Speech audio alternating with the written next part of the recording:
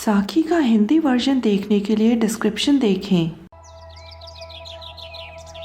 ਸ਼੍ਰੀ ਗੁਰੂ ਨਾਨਕ ਦੇਵ ਜੀ ਈਸ਼ਵਰ ਦਾ ਨਾਮ ਜਪਦੇ ਹੋਏ ਅਤੇ ਸਮਾਜ ਵਿੱਚ ਗਿਆਨ ਦਾ ਪ੍ਰਕਾਸ਼ ਫੈਲਾਉਂਦੇ ਹੋਏ ਕੁਰੂਕਸ਼ੇਤਰ ਪਹੁੰਚੇ। ਕੁਰੂਕਸ਼ੇਤਰ ਵਿੱਚ ਉਸ ਵਕਤ ਇੱਕ ਧਾਰਮਿਕ ਮੇਲਾ ਚੱਲ ਰਿਹਾ ਸੀ। ਜਦੋਂ ਗ੍ਰਹਿਣ ਸ਼ੁਰੂ ਹੁੰਦਾ ਹੈ ਤਾਂ ਲੋਕ ਪਵਿੱਤਰ ਇਸ਼ਨਾਨ ਕਰਦੇ ਹਨ, ਗਰੀਬਾਂ ਵਿੱਚ ਦਾਨ ਵੰਡਦੇ ਹਨ। ਦੂਜੇ ਪਾਸੇ ਸ਼੍ਰੀ ਗੁਰੂ ਨਾਨਕ ਦੇਵ ਜੀ ਈਸ਼ਵਰ ਦੇ ਸਿਮਰਨ ਵਿੱਚ ਲੀਨ ਸਨ ਅਤੇ ਭਾਈ ਮਰਦਾਨਾ ਜੀ ਦੈਵੀ ਸੰਗੀਤ ਵਜਾ ਰਹੇ ਸਨ।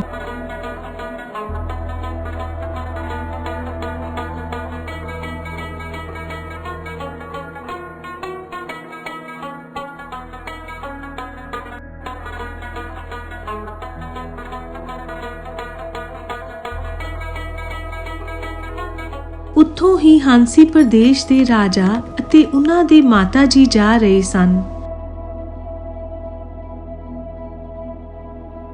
ਰਾਜਾ ਦੇ ਦੁਸ਼ਮਣਾਂ ਨੇ ਉਹਨਾਂ ਦਾ ਰਾਜ ਪਾਠ ਖੋਹ ਲਿਆ ਸੀ, ਜਿਸ ਕਰਕੇ ਉਹ ਜੰਗਲ ਵਿੱਚ ਭੁੱਖੇ ਪਿਆਸੇ ਭਟਕ ਰਹੇ ਸਨ। ਭੁੱਖ ਮਿਟਾਉਣ ਲਈ ਰਾਜਾ ਨੇ ਇੱਕ ਹਿਰਨ ਦਾ ਸ਼ਿਕਾਰ ਕੀਤਾ।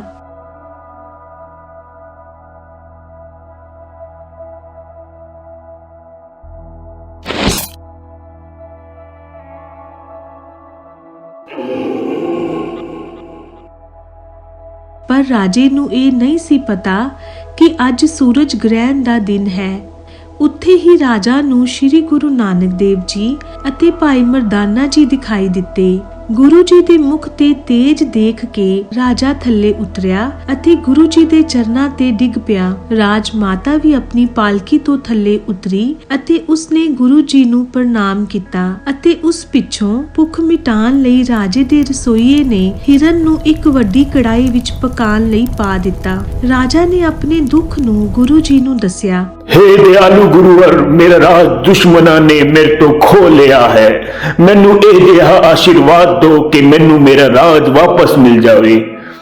ਗੁਰੂ ਜੀ ਨੇ ਰਾਜੇ ਨੂੰ ਸਮਝਾਇਆ, ਰਾਜ ਪਾਠ ਉਦੋਂ ਤੱਕ ਦੁੱਖ ਦਾ ਕਾਰਨ ਹੁੰਦਾ ਹੈ ਜਦੋਂ ਤੱਕ ਤੁਸੀਂ ਸ਼ਾਸਨ ਇਹ ਸੋਚ ਕੇ ਚਲਾਓ ਕਿ ਰਾਜ ਪਾਠ ਐਸ਼ੋ ਆਰਾਮ ਅਤੇ ਵਿਲਾਸਤਾ ਦਾ ਸਾਧਨ ਹੈ। ਪਰ ਜੇ ਸ਼ਾਸਕ ਰਾਜ ਪਾਠ ਨੂੰ ਲੋਕਾਂ ਦੀ ਭਲਾਈ ਕਰਨ ਦਾ ਮਾਧਿਅਮ ਸਮਝੇਗਾ, ਈਸ਼ਵਰ ਤੋਂ ਡਰੇਗਾ, ਉਸ ਦਾ ਸਿਮਰਨ ਕਰੇਗਾ ਤਾਂ ਰਾਜ ਪਾਠ ਤੋਂ ਹੋਣ ਵਾਲਾ ਕਸ਼ਟ ਵੀ ਉਹ ਲੋਕਾਂ ਦੀ ਭਲਾਈ ਦੇ ਲਈ ਖੁਸ਼ੀ-ਖੁਸ਼ੀ ਸਹਿਨ ਕਰ ਲਵੇਗਾ ਅਤੇ ਉਹ ਕਸ਼ਟ ਵੀ ਉਸ ਨੂੰ ਕਸ਼ਟ ਨਹੀਂ ਲੱਗੇਗਾ, ਭਾਵ ਉਹ ਉਸ ਦਾ ਕਰਮ ਬਣ ਜਾਵੇਗਾ। हे ਰਾਜਨ, ਜੇਕਰ ਤੁਸੀਂ ਈਸ਼ਵਰ ਨੂੰ ਧਿਆਨ ਵਿੱਚ ਰੱਖ ਕੇ ਲੋਕਾਂ ਦੀ ਭਲਾਈ ਕਰਨ ਲਈ ਰਾਜ ਪਾਠ ਚਾਹੁੰਦੇ ਹੋ ਤਾਂ ਉਹ ਤੁਹਾਨੂੰ ਜ਼ਰੂਰ ਮਿਲ ਜਾਵੇਗਾ। ਦੂਜੇ ਪਾਸੇ ਹਿਰਨ ਪੱਕ ਰਿਹਾ ਸੀ। ਅਸਮਾਨ ਵਿੱਚ ਜਲਦੀ ਹੋਈ ਲੱਕੜ ਦੇ ਧੂਏ ਅਤੇ ਮਾਂਸ ਦੀ ਗੰਧ ਫੈਲਣ ਲੱਗੀ। ਕੁਝ ਲੋਕ ਡੰਡੇ ਲੈ ਕੇ ਉੱਥੇ ਆ ਗਏ। ਪੰਡਤ ਜੀ ਬੋਲੇ, घोर अनर्थ हो रहा है। सूर्य ग्रहण विच इत्थे मांस पक रहा है। तुसी लोग हिंदू नहीं हो सकते। बोलो किस धर्म दे हो? ਗੁਰੂ ਜੀ ਕਹਿਣ ਲੱਗੇ, ਭੋਜਨ ਇਸ ਲਈ ਪਕਾਇਆ ਜਾ ਰਿਹਾ ਹੈ ਤਾਂ ਜੋ ਰਾਹਗੀਰਾਂ ਦੀ ਭੁੱਖ ਸ਼ਾਂਤ ਹੋ ਸਕੇ। ਇਹ ਸੁਣਦੇ ਹੀ ਪੰਡਤ ਗੁਰੂ ਜੀ ਵੱਲ ਉਹਨਾਂ ਨੂੰ ਮਾਰਨ ਲਈ ਅੱਗੇ ਵਧੇ। ਤੁਸੀਂ ਮੇਰੀ ਜਾਨ ਲੈ ਸਕਦੇ ਹੋ, ਪਰ ਧਿਆਨ ਰਹੇ, ਸੂਰਜ ਗ੍ਰਹਿਣ ਵਿੱਚ ਹਿਰਨ ਮਾਰਨਾ ਮਨਾ ਹੈ ਤਾਂ ਜੇ ਇਨਸਾਨ ਨੂੰ ਮਾਰੋਗੇ ਤਾਂ ਉਹ ਵੀ ਗਲਤ ਹੀ ਹੋਵੇਗਾ। ਜੇਕਰ ਹਿਰਨ ਮਾਰਨਾ ਪਾਪ ਹੈ ਤਾਂ ਮਨੁੱਖ ਨੂੰ ਮਾਰਨਾ ਵੀ ਪਾਪ ਹੈ। ਜੇਕਰ ਤੁਸੀਂ ਇਸ ਵਿਸ਼ੇ ਤੇ ਵਿਚਾਰ ਕਰਨਾ ਚਾਹੁੰਦੇ ਹੋ ਤਾਂ ਮੈਂ ਇਸ ਲਈ ਤਿਆਰ ਹਾਂ। ਇਹ ਸੁਣ ਕੇ ਲੋਕ ਸੋਚਣ ਲੱਗੇ। ਗੁਰੂ ਜੀ ਕਹਿਣ ਲੱਗੇ, ਜੇਕਰ ਗੱਲ ਸਮਝ ਨਹੀਂ ਆਈ ਤਾਂ ਆਪਣੇ ਵਿਦਵਾਨ ਪੰਡਤਾਂ ਨੂੰ ਲਿਆਓ ਤਾਂ ਜੋ ਇਸ ਮਹੱਤਵਪੂਰਨ ਵਿਸ਼ੇ ਤੇ ਅਸੀਂ ਇੱਕ ਗੰਭੀਰ ਚਰਚਾ ਕਰ ਸਕੀਏ। हाँ ठीक है। 80 विद्वाना दे विद्वान पंडित नानक ਨੂੰ ਬੁਲਾ ਕੇ ਲੈ ਆਂਦੇ हैं। ਪੰਡਤ ਨਾਨਕ ਅੱਗ ਬਬੂਲਾ ਹੁੰਦਾ ਹੋਇਆ ਗੁਰੂ ਨਾਨਕ ਦੇਵ ਜੀ ਦੇ ਕੋਲ ਪਹੁੰਚਿਆ ਅਤੇ ਬੋਲਿਆ, ਅੱਜ ਕੱਲ ਤੋਂ ਹੀ ਸੂਰਜ ਗ੍ਰਹਿਣ ਵਿੱਚ ਭੋਜਨ ਪਕਾਣਾ ਮਨਾ ਸੀ ਅਤੇ ਤੁਸੀਂ ਤਾਂ ਮਾंस ਪਕਾ ਰਹੇ ਹੋ। ਘੋਰ ਕਸ਼ਟ ਸਹਿਣਾ ਪਵੇਗਾ। ਪੰਡਤ ਜੀ ਨੂੰ ਜਵਾਬ ਦਿੰਦੇ ਹੋਏ ਜੋ ਸ਼ਬਦਾਂ ਦਾ ਪ੍ਰਯੋਗ ਸ਼੍ਰੀ ਗੁਰੂ ਨਾਨਕ ਦੇਵ ਜੀ ਨੇ ਕੀਤਾ ਹੈ ਉਹ ਸ੍ਰੀ ਗੁਰੂ ਗ੍ਰੰਥ ਸਾਹਿਬ ਜੀ ਵਿੱਚ 1299 ਅਤੇ 1290 ਅੰਗ ਵਿੱਚ ਦਰਜ ਹੈ ਅਤੇ ਉਹ ਸ਼ਬਦ ਭਾਈ ਬਾਲਾ ਜੀ ਵੀ ਆਪਣੀ ਕੁਰੂਕਸ਼ੇਤਰ ਵਾਲੀ ਸਾਖੀ ਵਿੱਚ ਲਿਖਦੇ ਹਨ, ਜਿਸ ਦਾ ਭਾਵ ਹੈ ਸਭ ਤੋਂ ਪਹਿਲਾਂ ਪਿਤਾ ਦੇ ਸ਼ੁਕਰਾਣੂਆਂ ਤੋਂ ਜੀਵ ਦਾ ਆਰੰਭ ਹੁੰਦਾ ਹੈ, ਫਿਰ ਮਾਂ ਦੇ ਮਾਸ ਰੂਪੀ ਗਰਭ ਵਿੱਚ ਉਸ ਦਾ ਬਸੇਰਾ ਹੁੰਦਾ ਹੈ। ਜਦੋਂ ਪੁਤਲੇ ਵਿੱਚ ਜਾਨ ਪੈਂਦੀ ਹੈ ਤਾਂ ਉਹ ਜੀਵ ਰੂਪੀ ਮਾਸ ਮੂੰਹ ਵਿੱਚ ਮਿਲਦਾ ਹੈ। ਇਸ ਸਰੀਰ ਦੀਆਂ ਹੱਡੀਆਂ, ਚਮੜੀ ਅਤੇ ਸਰੀਰ ਦਾ ਸਭ ਕੁਝ ਮਾਸ ਤੋਂ ਹੀ ਬਣਦਾ ਹੈ। ਜਦੋਂ ਮਾਂ ਦੇ ਪੇਟ ਤੋਂ ਉਸ ਨੂੰ ਬਾਹਰ ਭੇਜਿਆ ਜਾਂਦਾ ਹੈ ਤਾਂ ਵੀ ਸਤਨ ਰੂਪ ਵਿੱਚ ਮਾਸ ਰੂਪੀ ਖੁਰਾਕ ਮਿਲਦੀ ਹੈ। ਉਸ ਦਾ ਮੂੰਹ ਵੀ ਮਾਸ ਦਾ ਹੈ, ਜੀਭ ਵੀ ਮਾਸ ਦੀ ਹੈ, ਮਾਸ ਨਾਲ ਹੀ ਸਾਹ ਲੈਂਦਾ ਹੈ। ਜਦੋਂ ਉਹ ਜਵਾਨ ਹੁੰਦਾ ਹੈ ਤਾਂ ਇਸਤਰੀ ਰੂਪੀ ਮਾਸ ਹੀ ਘਰ ਲੈ ਕੇ ਆਉਂਦਾ ਹੈ, ਫਿਰ ਮਾਸ ਤੋਂ ਹੀ ਮਾਸ ਪੈਦਾ ਹੁੰਦਾ ਹੈ। ਇਸ ਲਈ ਸਤਿਗੁਰ ਜੀ ਕਹਿੰਦੇ ਹਨ, ਮਾਸ ਖਾਣ ਜਾਂ ਨਾ ਖਾਣ ਤੇ ਨਿਰਣੇ ਸਮਝਣ ਦੀ ਜਗ੍ਹਾ ਤੇ ਜੇ ਸਤਿਗੁਰ ਮਿਲ ਜਾਏ ਤਾਂ ਉਸ ਦਾ ਧਰਤੀ ਤੇ ਪੈਦਾ ਹੋਣਾ ਸਫਲ ਹੋ ਜਾਵੇਗਾ। ਬੋਲੋ ਸਤਨਾਮ ਸ਼੍ਰੀ ਵਾਹਿਗੁਰੂ। ਨਹੀਂ ਤਾਂ ਜੀਵ ਦਾ ਧਰਤੀ ਤੇ ਪੈਦਾ ਹੋਣ ਅਤੇ ਮਰਨ ਤੱਕ ਮਾਸ ਨਾਲ ਇੰਨਾ ਗਹਿਰਾ ਵਾਸਤਾ ਪੈਂਦਾ ਹੈ ਕਿ ਆਪਣੇ ਜ਼ੋਰ ਨਾਲ ਇਸ ਤੋਂ ਬਚਣ ਤੋਂ ਮੁਕਤੀ ਨਹੀਂ ਹੋਵੇਗੀ। ਹੇ ਨਾਨਕ, ਇਸ ਤਰ੍ਹਾਂ ਦੀ ਚਰਚਾ ਨਾਲ ਸਿਰਫ ਨੁਕਸਾਨ ਹੁੰਦਾ ਹੈ।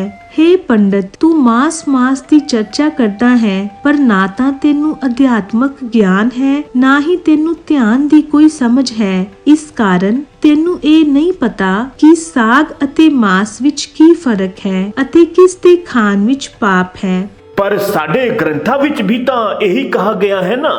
ਪੁਰਾਣੇ ਸਮੇਂ ਵਿੱਚ ਵੀ ਦੇਵੀ ਦੇਵਤਿਆਂ ਦੇ ਸੁਭਾਅ ਦੇ ਅਨੁਸਾਰ ਗੈਂਡਾ ਮਾਰ ਕੇ ਹਵਨ ਅਤੇ ਯੱਗ ਕਰਦੇ ਸਨ। ਜੋ ਮਨੁੱਖ ਮਾਸ ਤਿਆਗ ਕੇ ਜਦੋਂ ਕਦੀ ਮਾਸ ਦੇਖ ਲੈਂਦੇ ਹਨ ਤਾਂ ਉਹ ਆਪਣੀ ਨੱਕ ਬੰਦ ਕਰ ਦਿੰਦੇ ਹਨ, ਇਹ ਕਹਿ ਕੇ ਕਿ ਮਾਸ ਦੀ ਬਦਬੂ ਆ ਰਹੀ ਹੈ। ਪਰ ਉਹੀ ਲੋਕ ਰਾਤ ਨੂੰ ਬੈਠ ਕੇ ਮਨੁੱਖਾਂ ਨੂੰ ਖਾ ਜਾਂਦੇ ਹਨ ਅਤੇ ਉਹਨਾਂ ਦਾ ਖੂਨ ਪੀਂਦੇ ਹਨ, ਭਾਵ ਮਨੁੱਖਾਂ ਦਾ ਸ਼ੋਸ਼ਣ ਕਰਦੇ ਹਨ। ਗੁਰੂ ਜੀ ਦੀ ਗੱਲ ਵਿੱਚ ਉਸ ਸਮੇਂ ਦੀਆਂ ਬੁਰਾਈਆਂ ਸ਼ਾਮਲ ਹਨ, ਜਿਵੇਂ ਜੋ ਮਾਸ ਨਹੀਂ ਖਾਂਦੇ ਸਨ ਉਹ ਦਲਿਤਾਂ ਨੂੰ ਮੰਦਰ ਵਿੱਚ ਵੜਨ ਤੇ ਉਹਨਾਂ ਨੂੰ ਜਾਨ ਤੋਂ ਮਾਰ ਦਿੰਦੇ ਸਨ, ਤਾਂ ਕਦੀ ਇਸਤਰੀਆਂ ਨੂੰ ਸਤੀ ਪ੍ਰਥਾ ਦੇ ਨਾਮ ਤੇ ਜਿੰਦਾ ਜਲਾਇਆ ਜਾਂਦਾ ਸੀ ਅਤੇ ਅੱਜ ਵੀ ਸਮਾਜ ਵਿੱਚ ਅਨੇਕਾਂ ਬੁਰਾਈਆਂ ਹੋ ਰਹੀਆਂ ਹਨ। ਪਰ ਅਜਿਹੇ ਲੋਕ ਜੇ ਮਾਸ ਦੇਖ ਕੇ ਆਪਣੀ ਨੱਕ ਸੁਕੋੜ ਲੈਂਦੇ ਹਨ ਤਾਂ ਉਹ ਇੱਕ ਦਿਖਾਵਾ ਮਾਤਰ ਹੀ ਹੈ। ਇਹ ਲੋਕ ਦਿਖਾਵਾ ਸਿਰਫ ਪਖੰਡ ਤੋਂ ਬਿਨਾਂ ਹੋਰ ਕੁਝ ਵੀ ਨਹੀਂ ਹੈ। ਪਰ ਹੇ ਨਾਨਕ, ਕਿਸੇ ਅੰਨੇ ਮਨੁੱਖ ਨੂੰ ਸਮਝਾਉਣ ਦਾ ਕੋਈ ਲਾਭ ਨਹੀਂ ਹੈ। ਜੇ ਉਹਨਾਂ ਨੂੰ ਕੋਈ ਸਮਝਾਏ ਤਾਂ ਵੀ ਉਹ ਨਹੀਂ ਸਮਝਣਗੇ।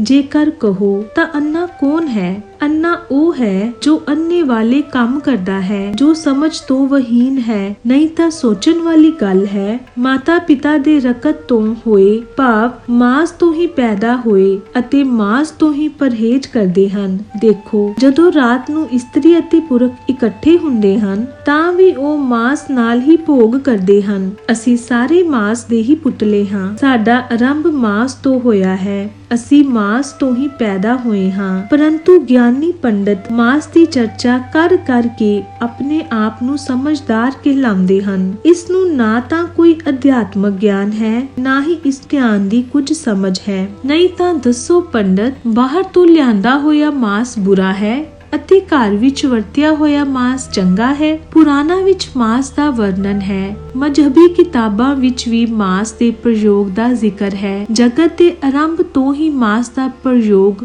ਹੁੰਦਾ ਆਇਆ ਹੈ। ਯੱਗ ਵਿੱਚ, ਸ਼ਾਦੀ, ਵਿਆਹ ਆਦਿ ਕਾਰਜਾਂ ਵਿੱਚ ਮਾਸ ਦਾ ਪ੍ਰਯੋਗ ਹੁੰਦਾ ਹੈ, ਭਾਵ ਇਨ੍ਹਾਂ ਜਗਾਵਾਂ ਤੇ ਮਾਸ ਵਰਤਿਆ ਜਾਂਦਾ ਰਿਹਾ ਹੈ। ਜੇਕਰ ਇਹ ਸਾਰੇ ਮਾਸ ਵਰਤਨ ਕਾਰਨ ਨਰਕ ਵਿੱਚ ਪਏ ਦਿਖਦੇ ਹਨ ਤਾਂ ਉਹਨਾਂ ਤੋਂ ਮਾਸ ਤਿਆਗੀ ਪੰਡਤ ਦਾਨ ਲੈਣਾ ਵੀ ਛੱਡ ਦੇਣ। ਨਹੀਂ ਤਾਂ ਤੁਸੀਂ ਕੀ ਸਮਝਦੇ ਹੋ? ਦਾਨ ਦੇਣ ਵਾਲਾ ਤਾਂ ਨਰਕ ਵਿੱਚ ਜਾਵੇਗਾ ਅਤੇ ਲੈਣ ਵਾਲਾ ਸਵਰਗ ਵਿੱਚ? ਹੇ ਪੰਡਤ, ਜੇ ਦੇਖਿਆ ਜਾਏ ਤਾਂ ਤੁਸੀਂ ਖਾਸੇ ਚਤੁਰ ਹੋ। ਤੁਹਾਨੂੰ ਖੁਦ ਤਾਂ ਮਾਸ ਖਾਣ ਦੀ ਸਮਝ ਨਹੀਂ ਹੈ, ਪਰ ਤੁਸੀਂ ਲੋਕਾਂ ਨੂੰ ਸਮਝਾਉਂਦੇ ਫਿਰਦੇ ਹੋ ਅਤੇ ਚਰਚਾ ਕਰਦੇ ਘੁੰਮਦੇ ਹੋ, ਜਿਸ ਚਰਚਾ ਦਾ ਕੋਈ ਅੰਤ ਨਹੀਂ ਹੈ। ਹੇ ਪੰਡਤ, ਤੈਨੂੰ ਇਹ ਪਤਾ ਹੀ ਨਹੀਂ ਕਿ ਮਾਸ ਕਿੱਥੋਂ ਪੈਦਾ ਹੁੰਦਾ ਹੈ। ਦੇਖ, ਪਾਣੀ ਤੋਂ ਅੰਨ ਪੈਦਾ ਹੁੰਦਾ ਹੈ, ਕਮਾਦ ਗੰਨਾ ਉਗਦਾ ਹੈ, ਕਪਾਹ ਉਗਦੀ ਹੈ, ਪਾਣੀ ਤੋਂ ਹੀ ਸਾਰਾ ਸੰਸਾਰ ਪੈਦਾ ਹੁੰਦਾ ਹੈ। ਪਾਣੀ ਕਹਿੰਦਾ ਹੈ ਕਿ ਮੇਰੇ ਦੁਆਰਾ ਹੀ ਹਰ ਚੀਜ਼ ਦਾ ਜਨਮ ਹੁੰਦਾ ਹੈ। ਗੁਰੂ ਨਾਨਕ ਦੇਵ ਜੀ ਕਹਿੰਦੇ ਹਨ ਕਿ ਜੇ ਤੂੰ ਸੱਚਾ ਤਿਆਗੀ ਹੈ ਤਾਂ ਉਹ ਸਭ ਛੱਡ ਦੇ ਜੋ ਪਾਣੀ ਤੋਂ ਪੈਦਾ ਹੋਇਆ ਹੈ। ਪੰਡਿਤ ਨਾਨਕ ਗੁਰੂ ਜੀ ਦਾ ਉਪਦੇਸ਼ ਸੁਣ ਕੇ